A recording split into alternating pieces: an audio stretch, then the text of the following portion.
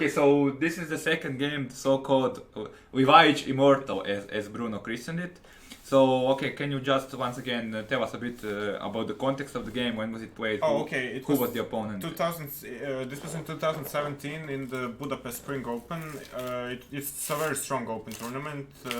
A group, so only 2200 plus rated players, and I think this was the evening round, and that I had a game in the morning too. So I played double round day. Yeah, right? double round day, and I played against the Turkish representative and Grandmaster Vahap Sanal.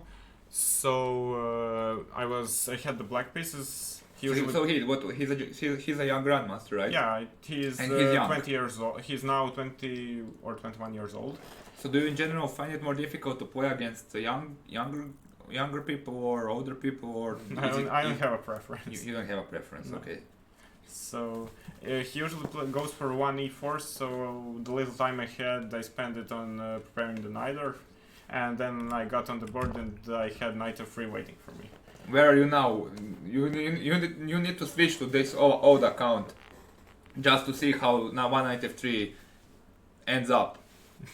So yeah, okay, so knight f3. Knight f3 and knight f6, g3, and I chose the double fianchetto here, which rises after before. Okay, c5, c4, g6. But you have played that many times Yeah, in the I past, played right? this. Yes, that's what I'm talking about. Yeah. So I played this, and he probably prepared something. Castles, knight to c3, and here I played the rare. Okay, it's not a rare move, but knight c6 or knight a6 are more common, I think. Knight a6. Knight a6 or knight c6 are, I think, more common. Why would anybody play knight a6? Because you want to develop that knight, and after white plays d4, you want to bring it to c5. So you're anticipating d4. Okay, that makes no sense. Because if you don't play d4 with white, you're giving up play for advantage. Oh, okay. So I played the move d5.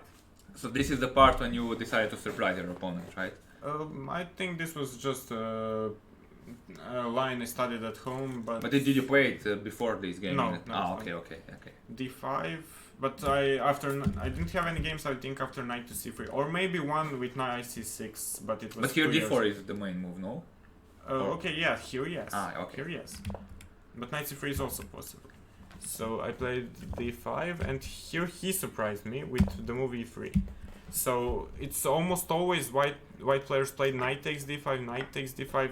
It's better to take with the knight than with the pawn, because now you cannot take. b2 is hanging. Okay.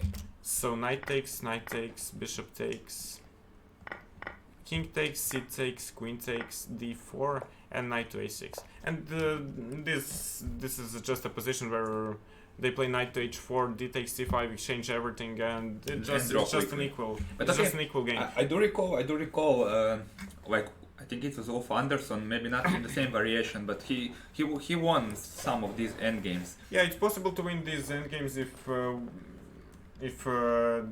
black makes an inaccurate move. I actually lost an endgame like this once. Yeah, I mean. So it's possible. I actually in this book I read, it's called. I'm not sure if you read it, and that's actually a topic. Remind me to talk about in general about chess books and how useful it is to read them. But it was this book by, I think, Jonathan Rawson. I think so. It's called From Amateur to International Master. Okay. Don't ask me why I'm reading it. I like good fiction, and his I think one of the chapters was devoted to Wolf Anderson's endgame play, and he studied like the whole book is based on the endgame play, and one chapter was based on these sorts of fianchetto positions where everything is exchanged, where there's a like minimal, very minute edge for one side, usually white, and then he shows how to think there and how to create problems and how to win them, and it's really like very instructive to read. Yeah, So. that kind of books are instructive, and I recommend them because this type of chess playing the game is good for amateur players to play end games with little or no risk, and just try to play for two results. Yeah. Anyway, that's not what I had in mind here. After knight c6, yeah, okay. Here is this game. Here's my game. You have it in the Lichess database. Yeah, it's here. You know you made it in life when you have a game in Lichess database, right? Well, if you say so. Do you have any? No. So here he decided to take all of this and play the move d4. And here, this was not preparation anymore. This was just playing head versus head stuff. So I decided to play rook to d8, which is a normal move, of course. You have it in the database, haven't it? It's you just write Sanal Vahap, or you can rewatch the stream later. Yeah, this is the game here. Yeah, okay. Just, maybe I can link it in the chat. Yeah, Okay. you You continue. I'll link it in the other computer. Okay. So rook to d8, and he played rook to c1. His idea is, of course, to take c5 and to take my pawn. And here, I have some moves like queen to f5, queen to h5. I can try something. But I wanted to be creative this round, and one of my friends, I was staying with him at that time in the same room, and he told me before the game that my opponent is a bad tactician. And because of that, okay, it wasn't because of that, but I decided to play something really strange. I took c takes d4. This move looks like a very big blunder, because after knight takes d4, you cannot defend the knight on c6. The big threat is if I remove the queen on d7, just bishop takes c6 and rook takes c6, and I lose queen, and I lose my knight. Sorry. So what I had in mind was queen takes g2, sacking my queen for a bishop and a knight. So takes knight takes d4. What's the point of all of this? If he goes to g1, I just play knight f3 and I'm winning. I get the queen back. Also, because of the pin on the d5. Yeah.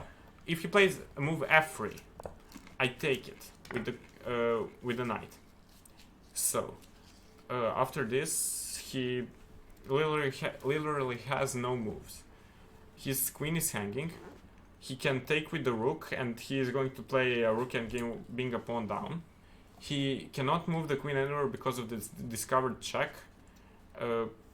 And if he could play like queen a1 here, then maybe he would survive, but it's not possible. And potentially, right? Maybe not. Like he can't move. The queen doesn't have anywhere to go because of after f3 knight f3, where it's not prone to the discover check, right? So king to h3 is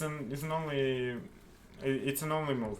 Of course, I spent like 40 minutes calculating all of this. Where before? Here when I took c takes d4 instead of playing queen to h5 or something like that. I spent 40 minutes or something like that. So takes, and here he played king to h3.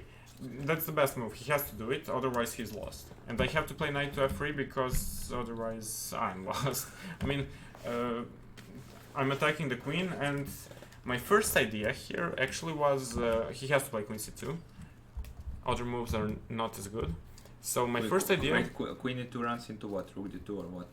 Queen e2. Yeah, if I want, I think I can play this move or knight to g or rook d5 and then rook h5. Or what's the idea? No, you lose an exchange there after queen f3. Yeah, so if you can go back queen e2. Queen e2. Yeah. So what after knight to g5? Okay, king h4 just to stay in the game. So if I play here he has queen b2 check, so give me a second.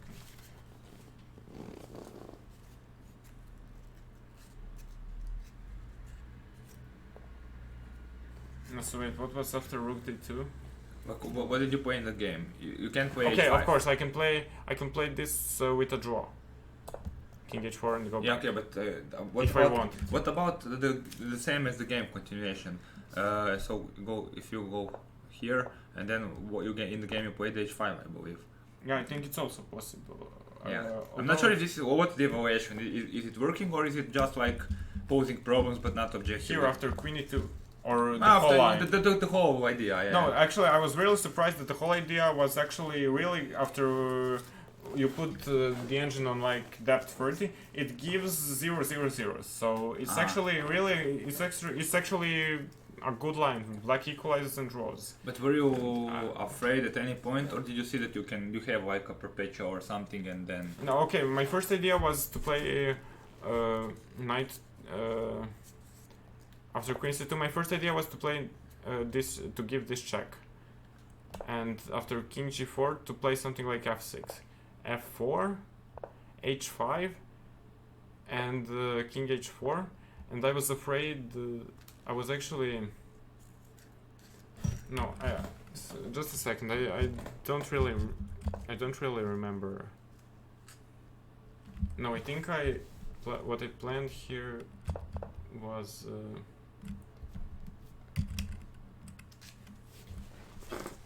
It's something like f5 or e5 does never work, right? That's something like. No, that's just my ridiculous suggestions, like trying to make him know there are net. Like, After which move? No, e5, let's say.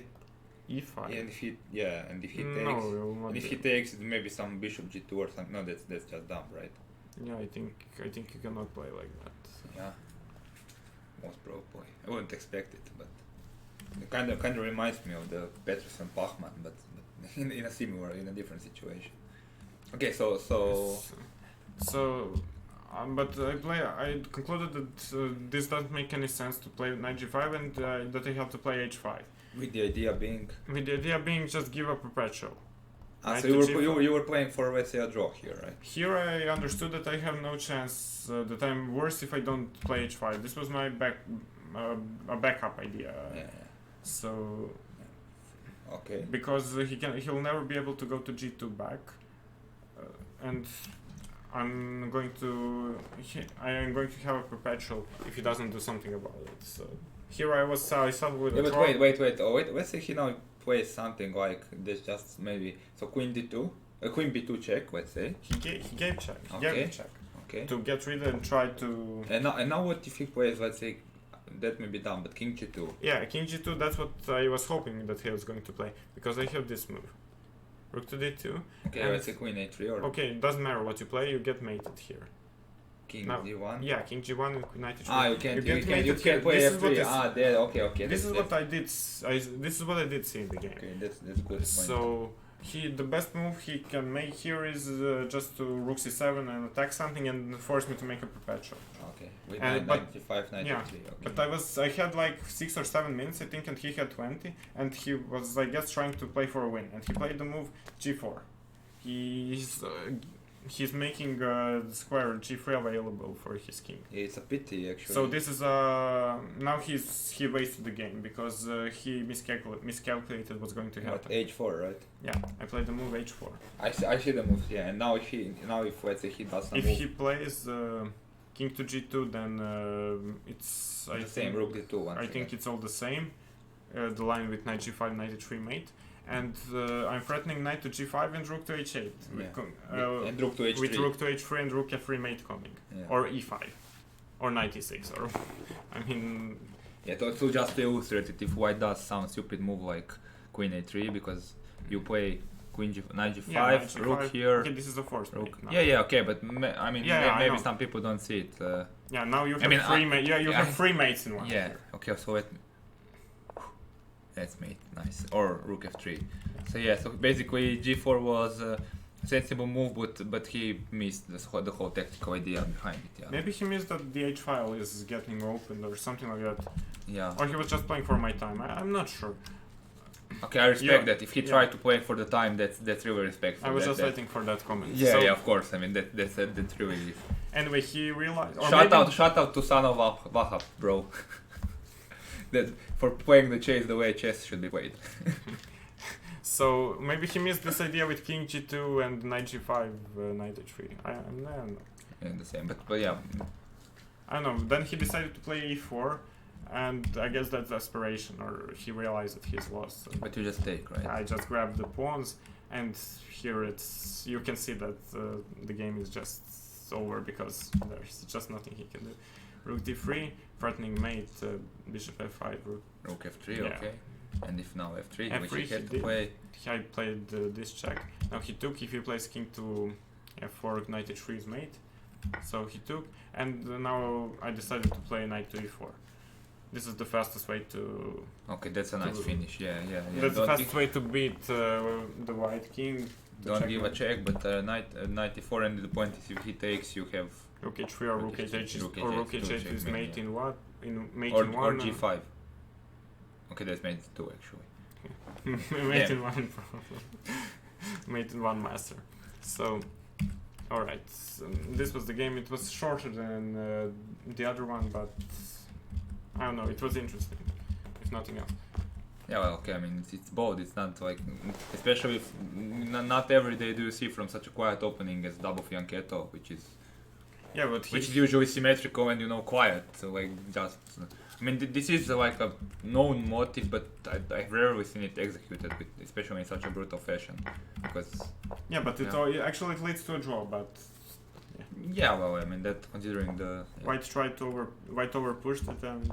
So that's why you don't rate that like you're. I mean, I would be ecstatic if I played a game like that, even though if, I mean, objectively. I mean, it's not like a winning combination, but still, it's very nice. Well, in the sports newspaper in Croatia, they agree with you. They called it like the chess Mona Lisa or something like that. So, but I was okay. It was a nice finish and it was a good game. I mean, how he was rated 2500 or something like that. 2531. Yeah, 2531. You can see it here. Yeah, do not beat such a guy every day with the black pieces, like so convincing. Yeah, actually, this was my first win against a Grandmaster, I think. Yeah. Or no, maybe it wasn't. I actually don't know. Anyway.